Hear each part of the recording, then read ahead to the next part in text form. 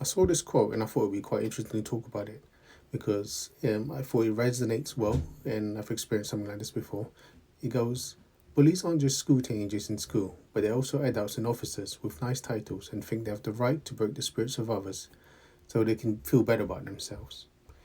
Early on in my career, I've experienced something like this before, where people in higher titles will take advantage of people in lower titles to ask them to do stuff and um, stamp their authority on them. And in some cases, they want them to do really ridiculous things and thinking that, people won't say anything about it. In some cases, I've seen it to be true, where they'll just keep asking and asking and asking. And in my case, there was one thing that was really ridiculous, and I did bring it up, and something was done about it.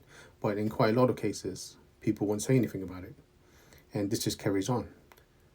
There is also a number of things that comes out of it in terms of a ripple effect of toxicity. So bullying impacts the team morale, it affects team productivity, employee morale, and it creates a sense of a bad company culture. There are a number of ways you can recognize this in terms of people constantly criticizing you or your work or your team. They undermine the efforts that are done, and also in some cases isolate members of the team.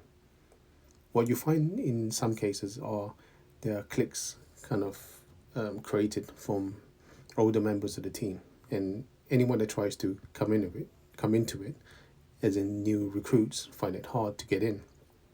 So some ways you can kind of prevent this are you can try and create a more respectful culture as a norm.